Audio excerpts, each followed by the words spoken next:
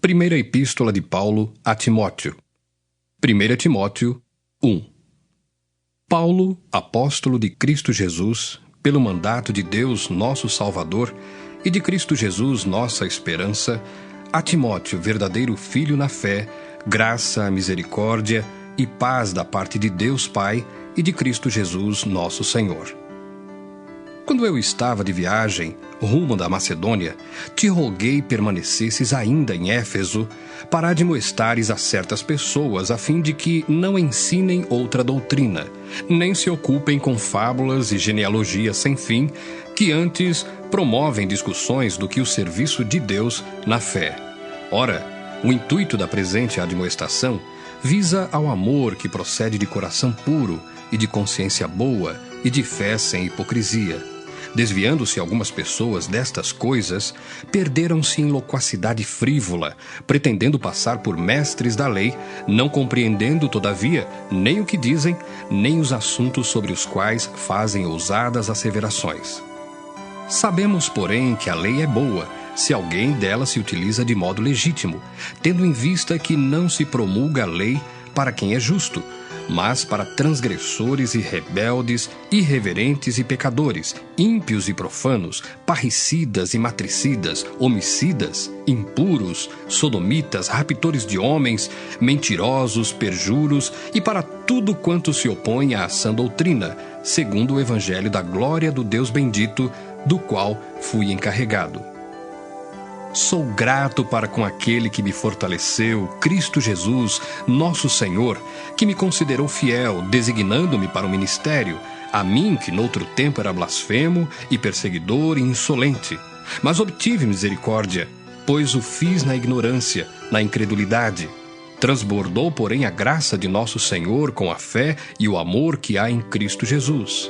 Fiel é a palavra e digna de toda aceitação, que Cristo Jesus veio ao mundo para salvar os pecadores, dos quais eu sou o principal. Mas, por esta mesma razão, me foi concedida misericórdia, para que em mim, o principal, evidenciasse Jesus Cristo a sua completa longanimidade, e servisse eu de modelo a quantos hão de crer nele para a vida eterna. Assim, ao Rei eterno, imortal, invisível, Deus único, honra e glória, pelos séculos dos séculos. Amém.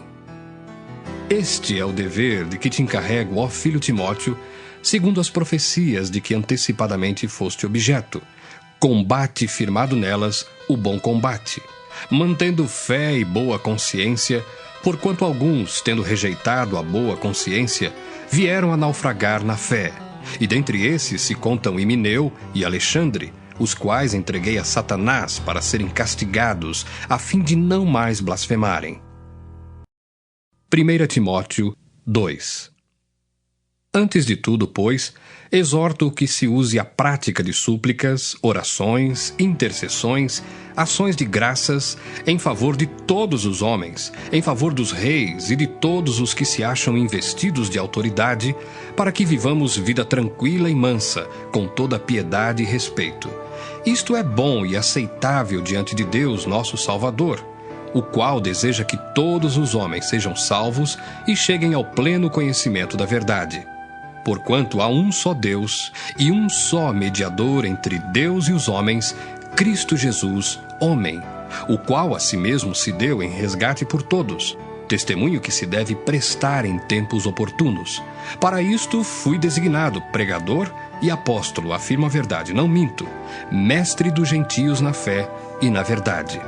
Quero, portanto, que os varões orem em todo lugar, levantando mão santa, sem ira e sem animosidade, da mesma sorte que as mulheres, em traje decente, se ataviem com modéstia e bom senso, não com cabeleira frisada e com ouro, ou pérolas ou vestuário dispendioso, porém com boas obras, como é próprio às mulheres que professam ser piedosas.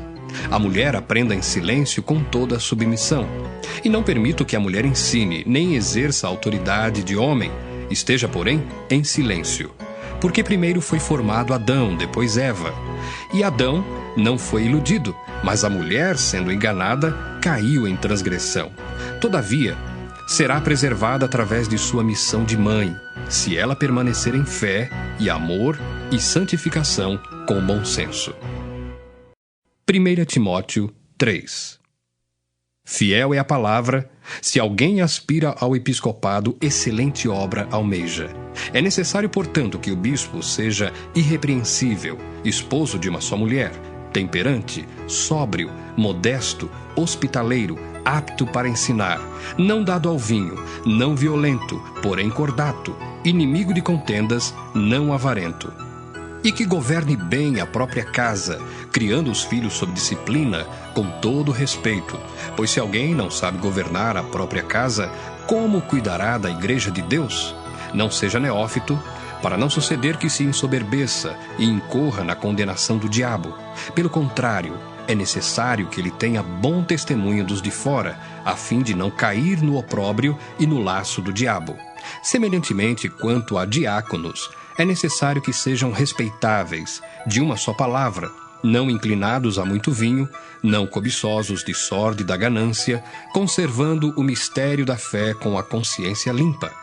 Também sejam estes primeiramente experimentados, e, se mostrarem irrepreensíveis, exerçam o diaconato.